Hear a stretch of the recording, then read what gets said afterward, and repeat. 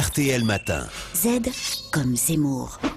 Bonjour Éric Zemmour. Bonjour. L'ultimatum lancé dimanche dernier à l'Union européenne par Nicolas Sarkozy, qui, je rappelle, a exigé que les entreprises européennes soient privilégiées, comme aux États-Unis, pour les contrats publics sur le continent, confirme donc une tendance qui a pris corps à l'automne, notamment, on s'en souvient, avec le succès de la primaire socialiste d'Arnaud Montebourg et de la démondialisation. En tout cas, visiblement, dans cette campagne, Éric, le protectionnisme, pourtant raillé par de nombreux économistes, a gagné les esprits. Oui, souvenez-vous, c'était il y a quelques années, quelques mois même. Dès qu'on prononçait le mot protectionnisme, tout le monde sortait son revolver. Ringard, désuet, ignare, les qualificatifs charmants pleuvaient. Les prophéties apocalyptiques aussi. Le protectionnisme, c'est la guerre. Le retour aux années 30, la montée aux extrêmes, Hitler. Le protectionnisme interdira aux pays pauvres de se développer. Le protectionnisme, c'est la sclérose, la rente, la misère. Et puis, soudain, le combat changea d'âme, les mouches changèrent d'âne. Le Front National n'avait pas à changer d'avis, protectionniste il l'avait toujours été, les frontières c'est son truc. Normal, disaient ses adversaires, c'est la France du repli, la France moisie. Mais l'extrême gauche, internationaliste par essence, prolétaire de tous les pays, unissez-vous. Ce qui n'empêchait pas Jean-Luc Mélenchon de proclamer fièrement un protectionnisme décomplexé. Mais intelligent, notait le gaulliste Nicolas Dupont-Aignan.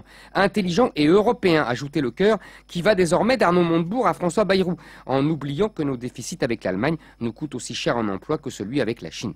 Bayrou avait entamé sa campagne par un tonitruant « Produisons français », mais c'est Nicolas Sarkozy qui bouleversait la campagne.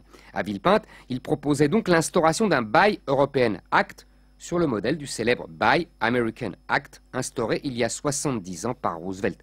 Aussitôt, François Hollande faisait savoir qu'il l'avait déjà proposé. François Bayrou aussi. Le commissaire européen Michel Barnier rappelait courroucé qu'à Bruxelles, on en discutait. Nicolas Sarkozy avait déjà, en 2007, promis le rétablissement de la préférence communautaire. Mais Hollande n'a pas confiance dans la mémoire des électeurs. Il a aussitôt promu le chantre de la démondialisation, Arnaud Montebourg, représentant spécial, et s'est réjoui du ralliement de Jean-Pierre Chevènement. Comme souvent au cours de cette campagne, l'image, l'effet d'annonce, le coup règne en maître. D'accord, Éric, mais il faut quand même préciser une chose. Là, il s'agit de mesures protectionnistes au niveau européen, pas de protectionnisme national. Oui, mais le protectionnisme européen dépend de nos partenaires européens. La dernière fois que nous avons voulu imposer un protectionnisme européen digne de ce nom, il s'appelait le blocus continental et a obligé la grande armée de Napoléon à courir de l'Espagne jusqu'à Moscou. Tant que l'Allemagne et accessoirement les Pays-Bas accumuleront des excédents commerciaux colossaux, il n'y aura pas de protectionnisme européen. Tant que l'Allemagne comptera sur l'immense marché chinois pour vendre ses voitures, les pseudo-bras de fer de l'Europe sur Airbus ou les terres rares ne seront que du vent. Depuis 20 ans, la Commission de Bruxelles s'est convertie au libre-échange comme on entre en religion. Elle a voué les frontières internes mais aussi externes aux gémonies. Les dirigeants français, de droite comme de gauche, l'UMP comme le PS, se sont inclinés en dépit de leur traditionnel réflexe protectionniste, sous la pression des grands groupes mondialisés du CAC 40 et au nom de leurs engagements européens. Ils avaient le choix cornélien entre le protectionnisme aux frontières de l'Hexagone et pas de protectionnisme du tout.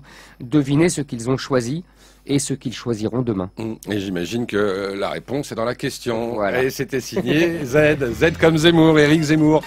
Merci Éric. Merci. On vous retrouve évidemment sur RTL.fr avec la vidéo en plus, et sinon lundi matin.